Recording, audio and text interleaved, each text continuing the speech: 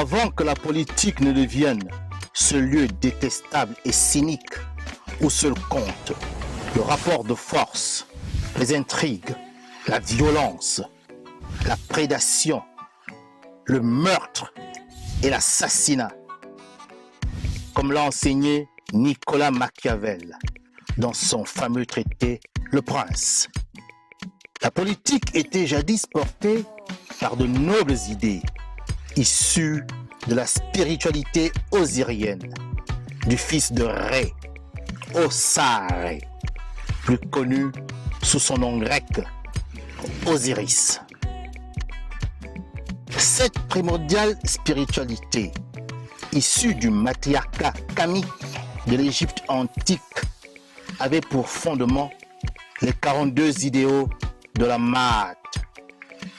Sous son égide, la politique était faite pour l'homme, tournée au service exclusif du bonheur de l'humanité, quand Narimari, que l'on appelle aussi Narmer ou Ménès, fut le premier monarque de la terre, le premier homme à gouverner Kama, ou l'Égypte réunifiée au 4e millénaire avant l'ère chrétienne.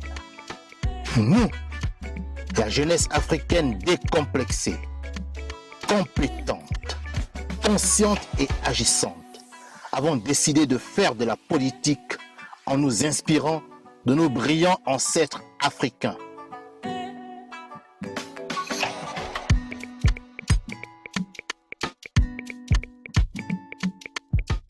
C'est pourquoi nous nous reconnaissons dans le visuel du logo du mouvement associatif, politique et international New Power, qui exprime clairement ces nobles idéaux.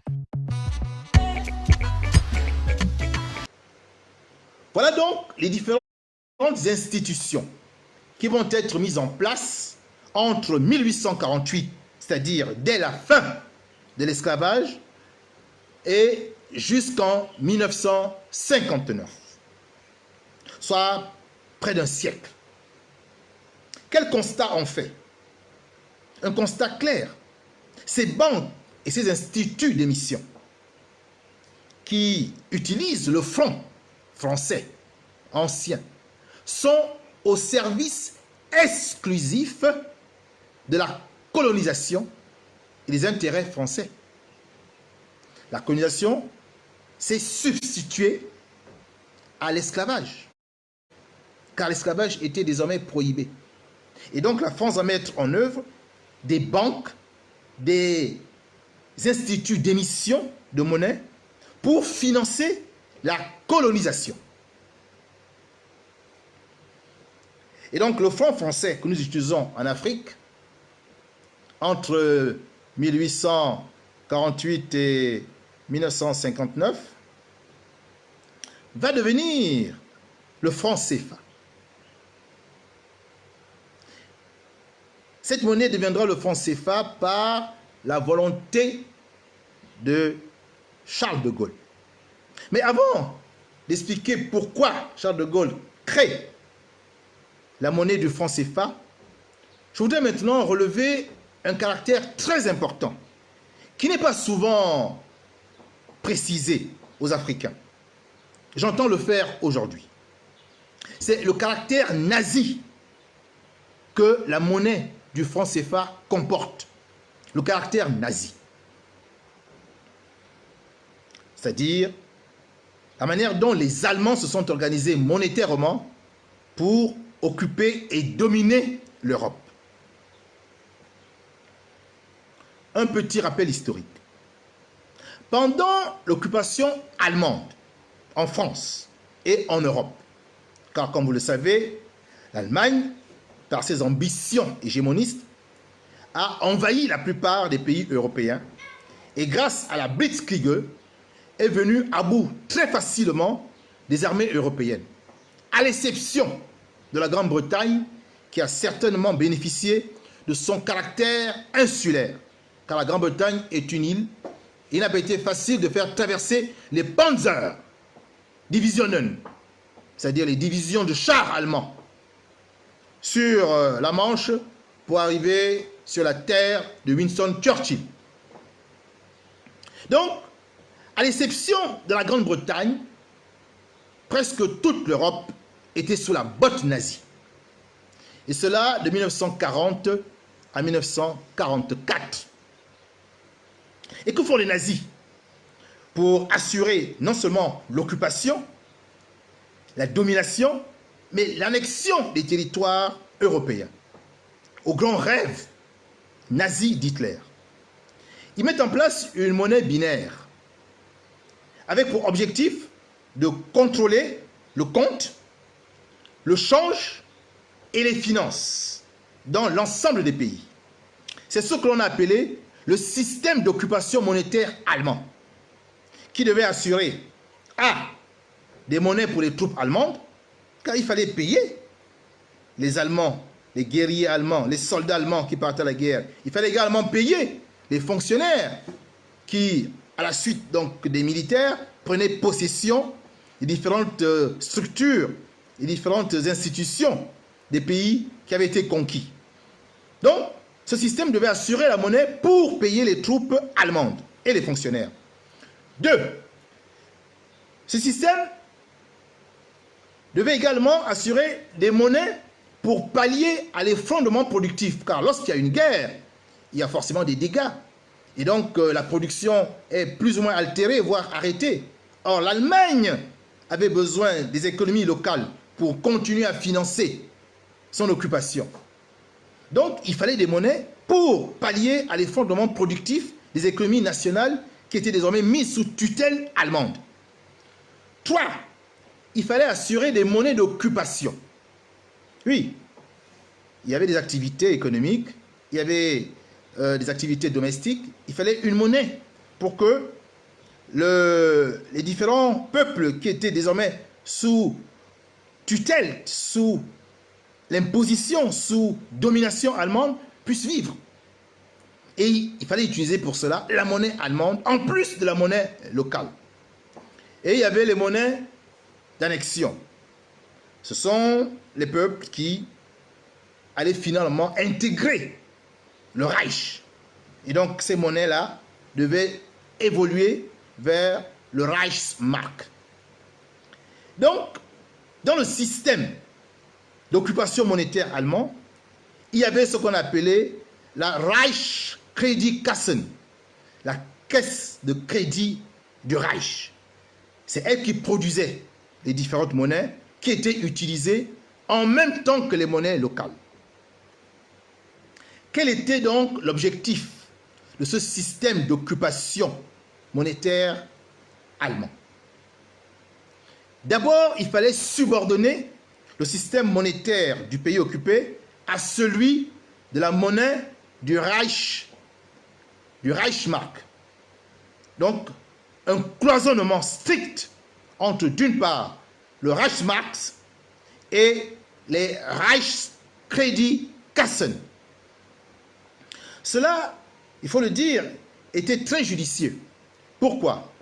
Parce que il y avait la possibilité à la fois d'éviter des dérèglements économiques en Allemagne, si c'est le Reichsmark qui était utilisé dans les pays occupés, mais surtout avec le Reichskreditkassen, on avait la possibilité d'avoir tous les avantages dans la gestion de monnaie et aucun inconvénient.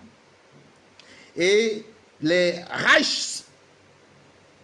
Reichskreditkassen permettaient donc d'exploiter les richesses des pays conquis en drainant les ressources de ces pays occupés, en faisant la promotion de l'unité du compte allemand à l'étranger, car la valeur des Reichskreditkassen était exprimée néanmoins en Reichsmark.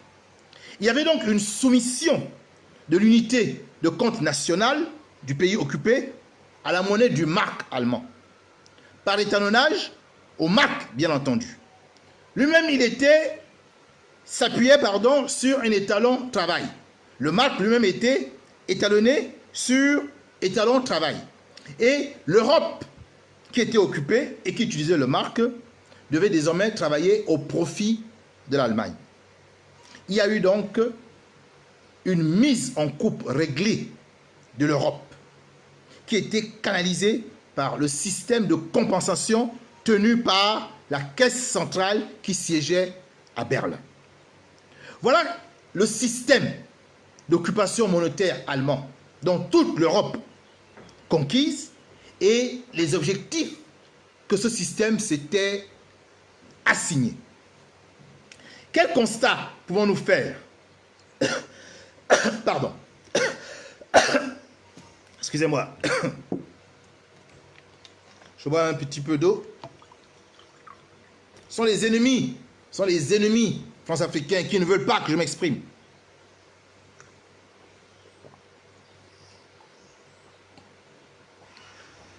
Ils veulent m'attaquer mystiquement en m'empêchant de m'exprimer.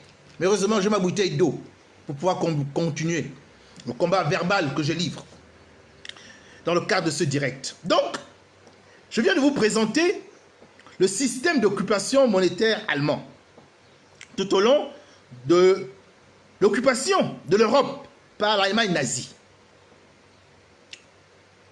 Mais quand vous regardez, vous pouvez simplement remplacer les Reichskreditkassen par le franc CFA et les pays francophones par l'Europe occupée. Et quand vous faites ce remplacement, vous comprenez aisément comment Charles de Gaulle s'est inspiré d'Hitler, qu'il a pourtant combattu.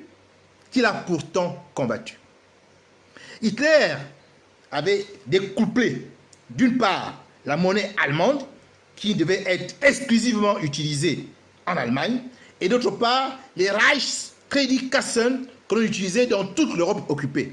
Ça arrangeait l'économie allemande, ça évitait les dérèglements monétaires, financiers et économiques, en même temps que ça produisait des avantages, car on avait le contrôle de toutes les économies nationales sous occupation. C'est ce que va faire tout simplement Charles de Gaulle. Il le fait en 1945, juste après la chute du Troisième Reich. Donc de Gaulle a eu le temps de prendre conscience du système monétaire d'occupation allemand que Hitler avait institué dans toute l'Europe occupée. Il a vu l'avantage de ce système. Il a décidé de le garder pour la France. Il l'a appliqué dans les colonies. Donc lorsqu'on parle du caractère nazi de la monnaie du franc CFA, il faut faire cette comparaison que je vais reprendre pour vous. Les monnaies locales que les Allemands produisaient, et qui étaient utilisées dans toute l'Europe, sauf en Allemagne, sont les monnaies du Reichskreditkassen, la caisse de crédit du Reich. Donc, vous pouvez faire une égalisation avec le franc CFA. Et l'Europe occupée qui utilisait cette monnaie, vous pouvez l'égaliser avec l'Afrique francophone. Et naturellement, cette monnaie du Reichskreditkassen était pilotée par la Banque centrale de Berlin, comme le franc CFA est piloté par la Banque centrale de France. Voilà l'inspiration naziste que De Gaulle a eue lorsqu'il a décidé d'instituer en 1945 le franc CFA dans les colonies, remplaçant ainsi le franc français qui avait cours depuis 1848. Il fallait dire cela pour que les Gabonais, pour que les Africains comprennent quelle est l'origine de la monnaie du franc CFA. C'est une origine nazie, donc raciste, donc méprisante, donc suprémaciste. Nous ne pouvons pas continuer à utiliser un outil qui nous écrase, qui nous domine, qui nous méprise. Nous ne pouvons pas continuer à accepter cela. Nous ne pouvons pas continuer à utiliser une monnaie nazifiée. C'est une insulte à notre dignité.